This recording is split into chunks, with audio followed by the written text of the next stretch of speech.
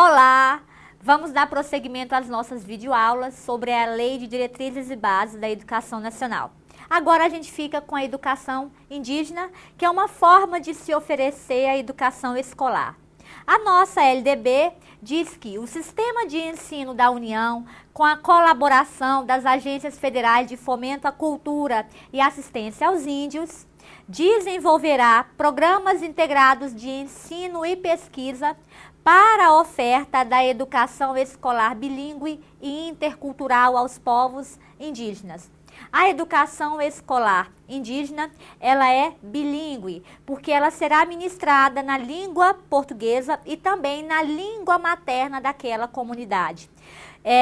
O objetivo de se ministrar a educação escolar indígena nas duas línguas é justamente fazer com que as comunidades indígenas tenham acesso às informações da sociedade nacional e, por isso, a administração da educação escolar bilíngue e língua portuguesa, e também o objetivo de se trabalhar a língua materna daquela comunidade é justamente privilegiar a cultura daquela comunidade. Então, esses programas de ensino e pesquisa têm os seguintes objetivos: proporcionar aos índios, suas comunidades e povos, a recuperação de suas memórias históricas, a reafirmação de suas identidades étnicas e a valorização de suas línguas e ciências.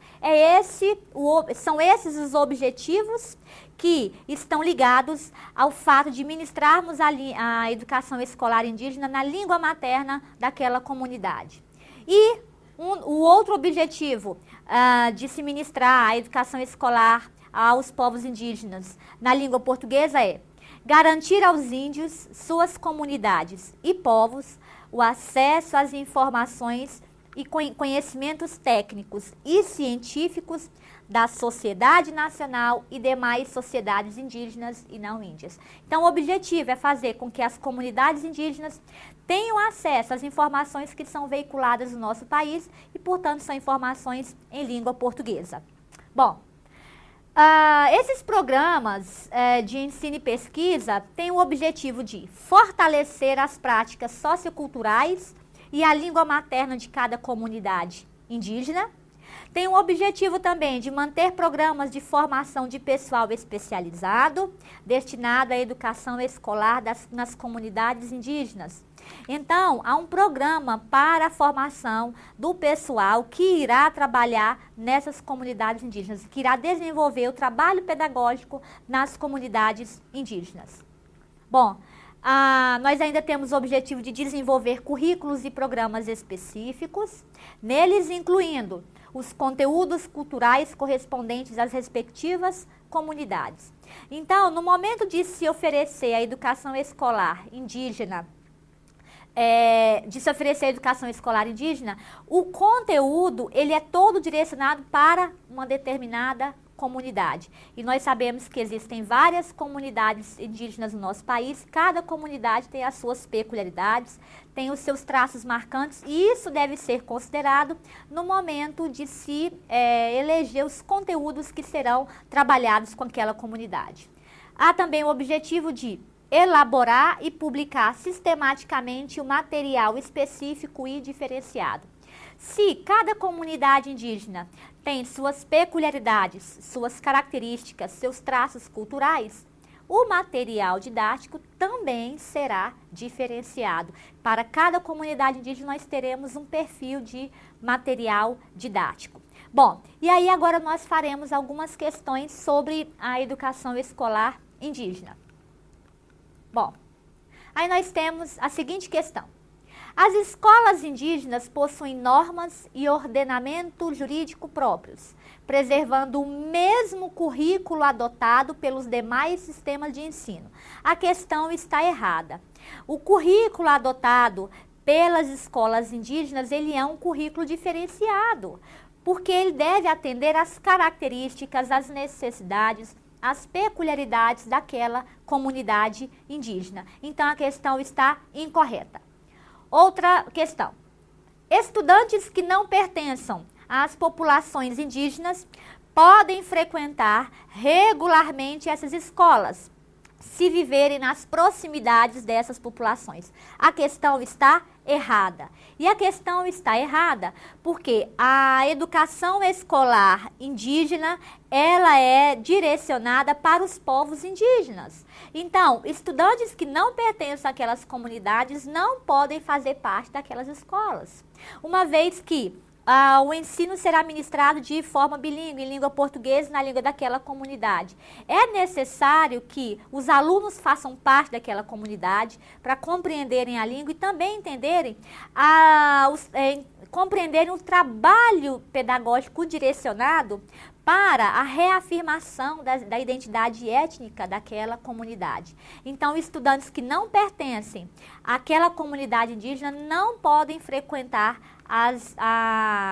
o programa escolar direcionado às comunidades indígenas. A questão, então, diz, os estudantes que não pertencem às comunidades, às populações indígenas, podem frequentar. A questão, então, está errada, está incorreta. Bom, temos aqui, a língua oficial nas escolas indígenas é o português, dada a necessidade de integração dessas populações ao contexto do Brasil. A questão está errada. E a questão está errada porque existem duas línguas oficiais nas escolas indígenas. E nós temos a língua portuguesa e a língua daquela comunidade indígena. Porque a educação escolar indígena, ela é bilíngue. Então, nós não temos o português como língua oficial, mas nós temos o português e temos a língua daquela comunidade indígena. Então, a questão está errada. As escolas indígenas possuem proposta pedagógica própria, em respeito à especificidade étnico-racial de cada povo ou comunidade. A questão está correta. Cada escola indígena tem a sua proposta pedagógica diferenciada. Proposta pedagógica é o mesmo que projeto político-pedagógico. A proposta pedagógica é o documento de identidade da instituição educacional. É ela que define os rumos, as diretrizes, como que o trabalho será desenvolvido naquela comunidade.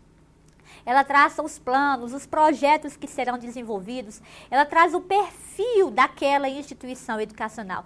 Cada escola indígena tem a sua proposta pedagógica, assim como as demais instituições de ensino, sejam elas de comunidades indígenas ou não. Então, a questão está correta, porque ela afirma que as escolas indígenas possuem proposta pedagógica própria, em respeito à especificidade étnico-racial de cada povo ou comunidade. A questão está correta, está certa. Bom, a gente parte agora para a educação à distância. A educação à distância é uma forma de se oferecer a educação escolar, portanto, uma modalidade. E aí a nossa LDB, ela diz o seguinte, que o poder público, o Estado, incentivará o desenvolvimento e a veiculação de programas de ensino à distância, em todos os níveis e modalidades de ensino e de educação continuada.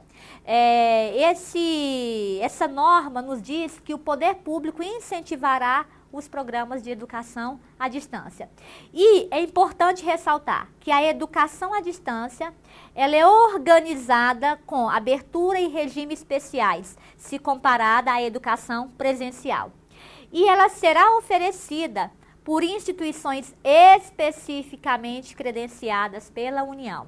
Então, uma escola que ofereça, por exemplo, o ensino médio presencial, em princípio, ela não pode oferecer o ensino médio à distância, uma vez que, para a instituição oferecer educação à distância, ela precisa ter um credenciamento específico para isso. E esse credenciamento, ele é concedido pela União. Bom, a educação à distância, ela gozará de um tratamento diferenciado. Esse assunto não é muito cobrado pelas bancas examinadoras, mas quando ele está presente nas questões de prova, as bancas gostam de abordar este tópico aqui, afirmando que a educação à distância receberá um tratamento diferenciado. E aí esse tratamento diferenciado incluirá os custos de transmissão reduzidos em canais comerciais de radiodifusão sonora, rádio, e de sons e imagens, como televisão. E em outros meios de comunicação que sejam explorados mediante autorização, concessão ou permissão do poder público. Essa última parte aqui que fala em em outros meios de comunicação que sejam explorados mediante autorização, concessão ou permissão do poder público, isso aqui foi inserido agora em 2012, essa parte. Então, é bem possível que a banca examinadora cobre isso em suas questões, caso ela aborde a educação à distância. Então, os custos de se transmitirem programas de educação à distância, eles serão reduzidos, justamente para incentivar a sua transmissão e para facilitar o acesso das pessoas à educação à distância. Bom, a educação à distância gozará de tratamento diferenciado e isso incluirá também a concessão de canais com finalidades exclusivamente educativas. Então, nós teremos canais de radiodifusão sonora, de sons e imagens, que terão finalidade exclusivamente educativas. Nós teremos também reserva de tempo mínimo, sem ônus para o poder público, pelos concessionários de canais comerciais. Então, nós teremos um período, um tempo destinado ao poder público, sem ônus para o poder público, para que ele veicule programas de educação à distância. Então, esses aspectos estão ligados ao tratamento diferencial que a educação à distância terá direito no nosso país. Nós temos aqui, então, uma questão de concurso que diz assim: a educação à distância deve receber tratamento igual ao do ensino presencial, devendo os custos de produção e transmissão nos canais comerciais ser reduzidos. Aqui a questão está errada, ela está incorreta, porque ela afirma a educação à distância deve receber tratamento igual ao do ensino presencial. É errado. Nós vimos agora mesmo que a educação à distância, ela receberá um tratamento diferenciado e não um tratamento igual. Então, aqui a questão está errada, a questão está incorreta. Nós passaremos, então, para o próximo conteúdo. E aqui nós temos o estágio, que também está previsto na nossa LDB. A nossa LDB diz o seguinte: que os sistemas de ensino estabelecerão as normas de realização de estágio em sua jurisdição, observada a lei federal sobre a matéria. A nossa LDB, então, diz que cada sistema de ensino, e nós já estudamos que existe um sistema de ensino municipal, sistema de ensino do Distrito Federal, sistema de ensino dos estados. Nós vimos que cada sistema de ensino tem a sua organização própria. E cabe a cada sistema de ensino, então, estabelecer as normas para a realização do estágio na sua jurisdição. É claro que essas normas devem obedecer à lei federal que trata sobre o estágio. Nós temos então a lei federal, que vale para o nosso país, e cada sistema de ensino adequará essa norma federal às suas peculiaridades, estabelecendo as suas próprias normas para a realização de estágio na sua jurisdição. Bom, além do estágio, nós temos também o ensino militar. A nossa LDB afirma que o ensino militar é regulado em lei específica, admitida a equivalência de estudos de acordo com as normas fixadas pelo sistema de ensino. Então, o ensino militar ele não é normatizado pela Lei de Diretrizes e Bases da Educação Nacional, mas ele é disciplinado numa norma específica. No entanto, a nossa LDB afirma que é admitida a equivalência de estudos. Então, se um aluno fez o ensino fundamental no colégio militar ou no colégio civil, ambos os cursos têm a mesma equivalência legal. Isso vale também para o ensino médio. Então, é admitida a equivalência de estudos. Bom, então nós faremos uma questão sobre o ensino militar. Diz assim a questão, que caiu na prova do TSE para analista, especialidade pedagogia. Diz assim: o ensino militar é regulado por lei específica, admitida a equivalência de acordo com as normas do sistema de ensino. correta. A questão está como escrito na nossa LDB. Bom, a gente parte agora para um outro conteúdo que diz respeito às universidades, à educação superior e especificamente sobre as universidades. A nossa LDB diz o seguinte: as universidades são instituições pluridisciplinares, que apresentam mais disciplinas, várias disciplinas, de formação dos quadros profissionais de nível superior, de pesquisa, de extensão e de domínio e cultivo do saber humano, e que se caracterizam por... Agora, a nossa LDB traz as características de uma instituição de educação superior considerada como universidade.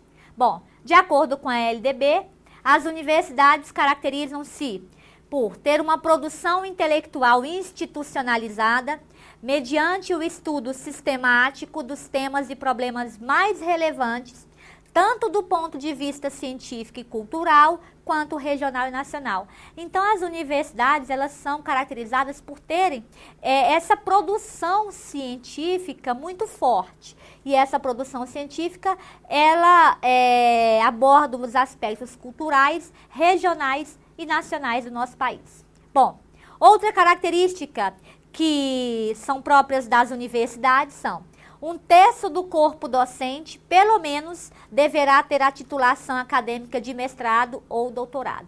Então, as universidades terão pelo menos um terço do corpo docente composto por mestres ou doutores. Outra característica das universidades é que um terço do corpo docente, um terço dos professores, deverão trabalhar em regime de tempo integral. O objetivo de nós termos esses professores em tempo integral é o fato deles poderem se dedicar tanto ao ensino quanto à pesquisa e à extensão, e ter realmente todo o seu trabalho direcionado para as atividades universitárias. Bom, as universidades, que são um tipo de instituições de educação superior, elas detêm autonomia. E então a nossa LDB diz que, no exercício de sua autonomia, são asseguradas às universidades, sem prejuízo de outras, as seguintes atribuições. Aí diz a nossa LDB: criar, organizar e extinguir em sua sede cursos e programas de educação superior previstos na LDB. Nós já estudamos esses cursos e programas, então nós temos graduação, pós-graduação, sequenciais e de extensão. É claro que as universidades devem obedecer às normas gerais da União e, quando for o caso, às normas do respectivo sistema de ensino no qual ela está inserida. Também fazem parte da autonomia das universidades fixar os currículos de seus cursos e programas, observadas, é claro, as diretrizes gerais pertinentes. Também cabe às universidades estabelecer planos, programas e projetos de pesquisa científica, de produção artística e atividades de extensão. Esses são aspectos ligados à autonomia universitária. Nós temos também que cabe às universidades fixar o número de vagas de acordo com a capacidade institucional e as exigências ao seu meio. Nós temos elaborar e reformar os seus estatutos e regimentos em consonância com as normas gerais pertinentes. Cabe também às universidades, no campo da sua autonomia universitária, conferir graus, diplomas e outros títulos. Bom, a nossa LDB ainda fala que cabe às universidades firmar contratos, acordos e convênios e também aprovar e executar planos, programas e projetos de investimentos referentes a obras, serviços e aquisições em geral, bem como administrar rendimentos conforme os dispositivos institucionais. Esses aspectos todos fazem parte da autonomia universitária. Bom, cabe às universidades ainda administrar os rendimentos e deles dispor da forma prevista no ato da sua constituição como instituição universitária. E também receber subvenções, que são auxílios financeiros, doações, heranças, legados e cooperação financeira resultante de convênios com entidades públicas e privadas. Então, realmente, as universidades, elas têm um campo de abrangência muito grande, isso em decorrência da sua autonomia. Bom, as universidades, elas terão também colegiados de ensino e pesquisa. E então a nossa LDB diz que, para garantir a autonomia didático-científica das universidades, caberá aos seus colegiados, os colegiados são formados por um grupo de pessoas, caberá aos seus colegiados de ensino e pesquisa decidir, dentro dos recursos orçamentários, sobre. Então, cabe aos colegiados de ensino e de pesquisa decidir sobre a criação, a expansão, a modificação e extinção de cursos, a ampliação e a diminuição de vagas, a elaboração da programação de cursos, a programação das pesquisas e das atividades de extensão, a contratação e a dispensa de professores e também os planos de carreira docente do seu grupo de professores. Bom, no exercício da autonomia, de sua autonomia, as universidades ainda poderão propor o seu quadro de pessoal docente, técnico-administrativo, assim como um plano de cargos e salários, atendidas às normas gerais pertinentes e os recursos disponíveis, é claro. As universidades poderão também elaborar o regulamento de seu pessoal em conformidade com as normas gerais concernentes. Caberá às universidades aprovar e executar planos, programas e projetos de investimentos referentes a obras, serviços e aquisições em geral, de acordo com os recursos alocados pelo respectivo poder mantenedor, que mantém a universidade. Às universidades cabe elaborar os seus orçamentos anuais e plurianuais e também adotar um regime financeiro e contábil que atenda às suas peculiaridades de organização e de funcionamento. Bom, essas então são as prerrogativas que as universidades têm em razão da sua autonomia universitária. Bom, nós encerramos então o nosso curso sobre LDB. O meu desejo é que você faça uma boa prova, que você aproveite os conhecimentos que foram adquiridos aqui no nosso curso. Eu espero ter contribuído para a sua aprendizagem e eu parabenizo por ter escolhido o Estúdio Aulas, que é um curso sério, que respeita os alunos e que tem uma equipe de professores responsáveis e também comprometidos com a formação e com a aprovação dos seus alunos. Um grande abraço, até a próxima. Até lá!